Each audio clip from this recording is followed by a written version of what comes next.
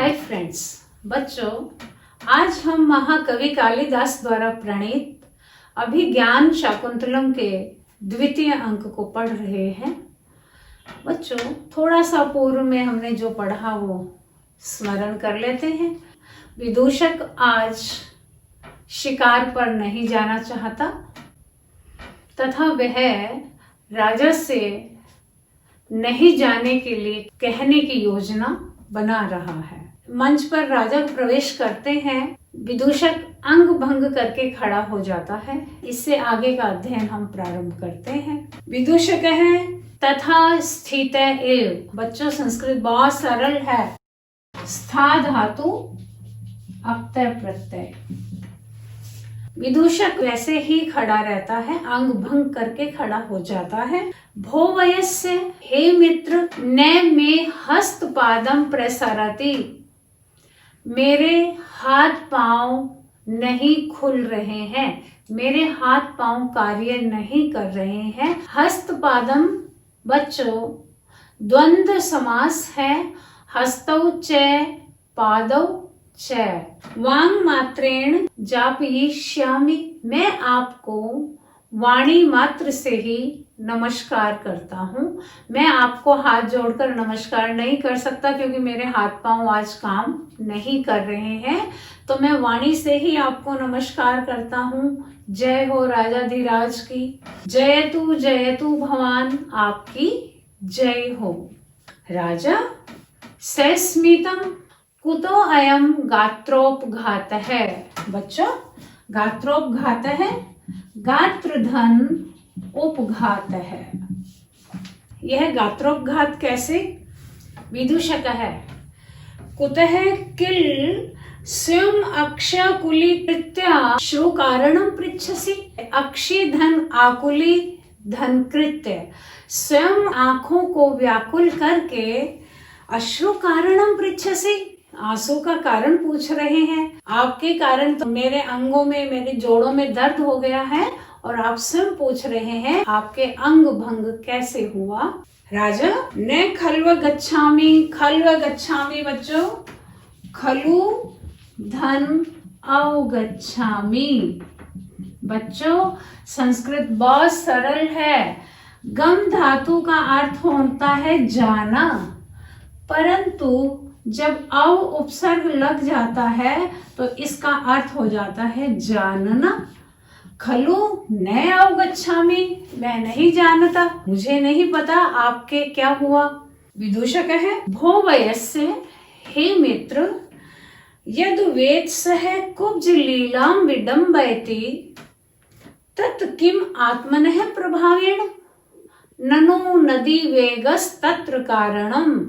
कि जब वेत सह, बच्चों बेंत का पौधा होता है जो नदी में लगता है, और जब नदी में पानी के कारण वह इधर उधर डोलता रहता है, इधर उधर दोलायमान रहता है, तो उसी विषय में यहाँ विदूषक कह रहे हैं यद वेद सह कुब्ज लीलाम विडम्बयति। कि बेंत का पेड़ जब कुब्ज के समान, कुबड़े के समान लीला करता है, इधर उधर दोलायमान होता है, तत् किम आत्मनः प्रभावेण, तो क्या वह स्वयं इसका कारण होता है? क्या वह स्वयं हिल रहा होता है? निश्चित रूप से नदी के वेग के कारण वह दोलायमान होता है। राजा नदी वेगस तत्र कारणम, नदी का वेग ही वहां कारण होता है। विदूषक पूछता है क्या वह वृक्ष अपने कारण से हिलता है या नदी के वेग के कारण से हिलता है? तो राजा उत्तर देते हुए कहते हैं नदी वेगस तत्र कारणम, नदी का वेग ही वहां कारण होता है, वह अपने प्रभाव से नहीं हिलता। विदूषक कहता है ममापि भवान कारणम वर्तते। ममापि दीर्घ संधि बच्चों, मेरे भी भवान कारणम, आप ही कारण हो, मेरे अंग भंग के भी आप ही कारण हो।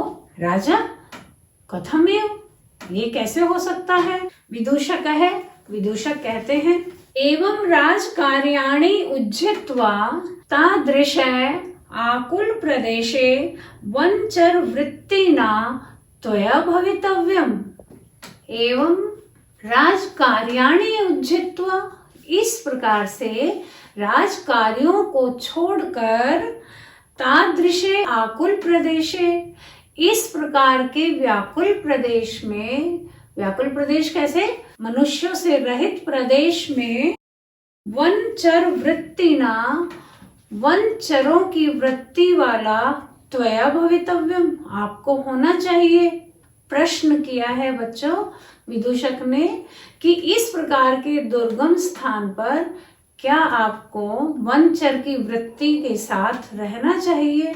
यत् सत्यम प्रत्यहम श्वापद समुत्सारणहि संक्षोभित संधि बंधानाम मम गात्राणाम अनिशो अस्मि संवृत्त है। यत् सत्यम, यह सत्य है, प्रत्यहम, प्रत्यहम का अर्थ है प्रतिदिन, जंगली जानवरों को हाँकने के द्वारा, संक्षोभित संधि बंधा नाम, संधि बंधनों के खुल जाने के कारण, ढीले पड़ जाने के कारण, मम गात्रा नाम, मेरे शरीर के अंगों का, अहम अनिशः अस्मि, मैं अपने शरीर का, अनिशो, अनिशः बच्चों अनईशः, न ईशः अनीशः, नहीं है ईश्वर जो, नहीं है स्वामी जो, ऐसा मैं हो गया हूँ। अर्थात संधि बंधनों के ढीले हुए अंगों वाला मैं, मेरे शरीर का स्वामी भी नहीं रह गया। अर्थात मैं अब अपने शरीर के अंगों को धारण करने में असमर्थ हूँ। तत्प्रसाद ईश्यामि मामेकाहमपि तावद विश्रमितुम, विश्रमितुम तुमन प्रत्यय है बच्चों, तावद मीन्स तो फिर, विश्रमितुम विश्राम के लिए, माम एक अहमपि मुझे एक दिन के लिए भी, विसर्जितम छोड़ दो, तत्प्रसादयिष्यामि ऐसी मैं आपसे प्रार्थना कर रहा हूँ। इस प्रकार मुझे एक दिन विश्राम के लिए छोड़ने के लिए आप प्रसन्न हो।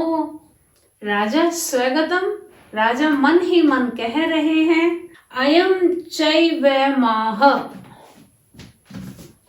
चै धन एवं धन आह, अयम, अयम मीन्स यह, चै मीन्स और, एवं आह इस प्रकार कहता है, आह मीन्स कहता है, और यह इस प्रकार कह रहा है, ममापि काश्यप सुताम अनुस्मृत्य मृगया विकलवम चेत है। बच्चों चेतः शब्द नपुंसक लिंग है, इसलिए मृगया विकलवम यह प्रयोग हुआ है कि ममापि दीर्घ संधि है बच्चों, मम धन अपि मेरा भी, काश्यप सुताम, काश्यप ऋषि सुताम, काश्यप ऋषि की संतान पुत्री को, अनुस्मृत्य स्मरण करके, मृगया विकलवम चेत है शिकार से विकल हृदय वाला हो गया है। ममापि चेत है मेरा भी मन, या मम चेत है अपि मेरा चित्त भी, काश्यप सुताम अनुस्मृत्य काश्यप ऋषि की पुत्री शकुंतला का स्मरण करके, मृगया विकलवम अभवत् शिकार से विकल हो गया है। कुतः क्योंकि नम ये तुम अधिज्यम अस्मि शक्तो धनुरिदम आहित सायकम मृगेषु सह वसतिम उपेत्य यही प्रिया यहाँ कृत इव मुग्ध विलोकितोपदेश है। बच्चों, अन्वय कर लेते हैं। राजा मन ही मन में आज विचार कर रहे हैं कि वह भी शिकार पर जाना नहीं चाहते हैं, तो वह शिकार के लिए क्यों नहीं जाना चाह रहे हैं, इसके लिए इस प्रकार कह रहे हैं। तो यहाँ हम सबसे पहले अन्वय करते हैं। अधिज्यम आहित सायकम इदम धनुः मृगेषु नमेतुम न शक्तः अस्मि न शक्तो अस्मि। यही प्रिया यहाँ सहवसतिम उपेत्य मुग्ध विलोकितोपदेश है कृत इव। नहीं नमेतुम झुकाने के लिए, अधिज्यम प्रत्यंचा पर चढ़े हुए, मौरवी से युक्त, अस्मि हूँ, शक्तो समर्थ, धनुरिदम इस धनुष को, आहित सायकम प्रत्यंचा पर चढ़े हुए बाण वाले को, मृगेशु बच्चों सप्तमी विभक्ति बहुवचन, मृगों पर, सहवसतिम साथ रहने को, उपेत्य प्राप्त करके, यही जिन मृगों के द्वारा प्रिया यहाँ प्रिया के कृत्य इव मानो कृत्य कर दिया है, मुग्ध विलोकित उपदेश है, मधुरता से देखने का उपदेश दे दिया है। बच्चों,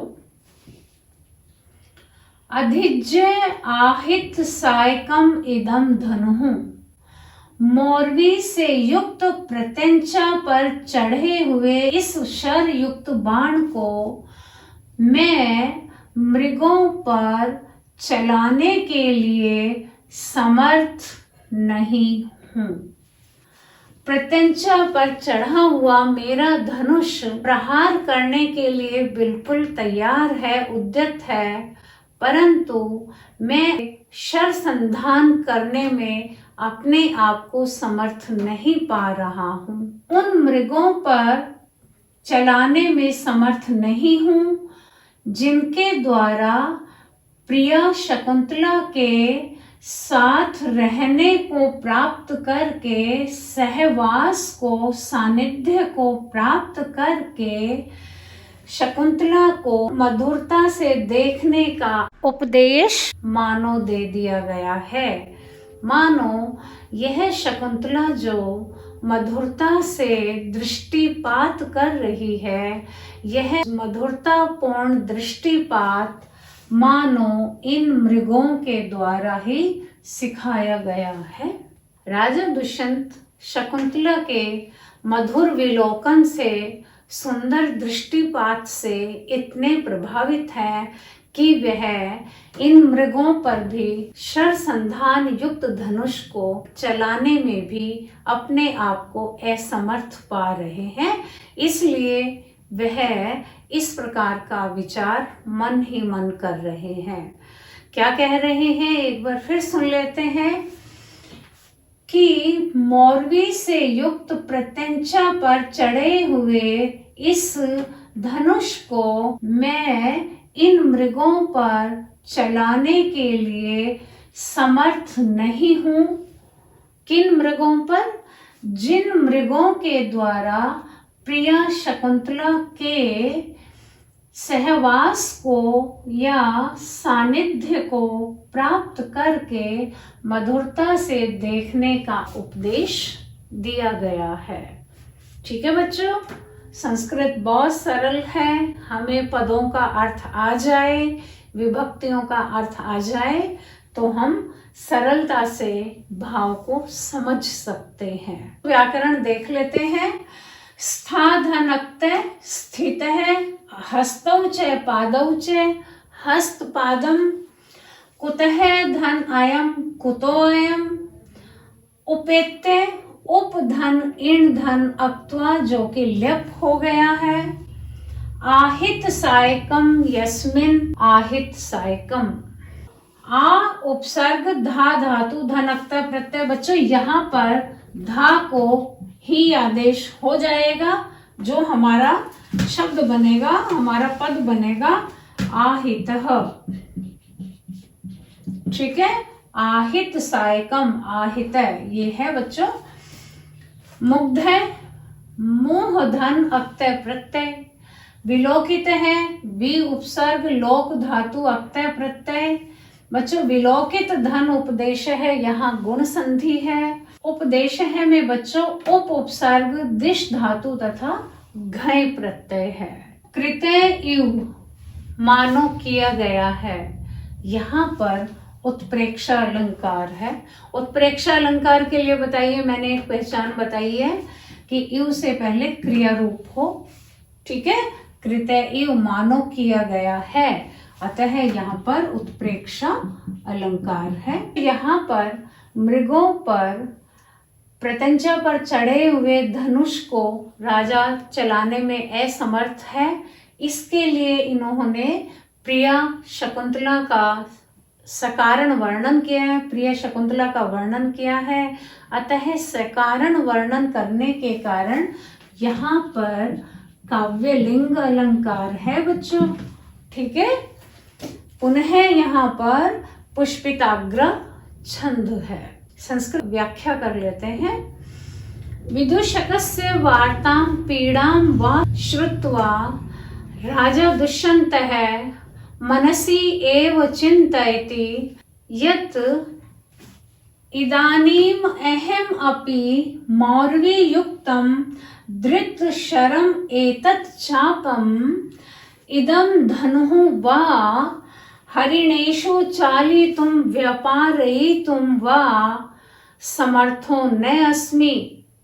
अहं तु मृगेषु प्रहारं कर्तुं समर्थो न अस्मि। अहं न प्रभु। एतहि मृगः प्रिया यः शकुन्तला यः सहवासं लब्ध्वा तां शकुन्तलां मनोहारिणा विधिना अवलोकनस्य उपदेशः दत्तः इव। एते मृगः मुग्ध विलोकनस्य शिक्षां दत्तवन्तः, अतः एव अहम् एतेषु प्रहारं कर्तुं समर्थो न अस्मि। यतः शकुन्तला मधुर दृष्टिपातम् एतहि मृगः प्राप्तवती। तो बच्चों, इससे आगे का अध्ययन हम नेक्स्ट ट्यूटोरियल में करेंगे। Thank you.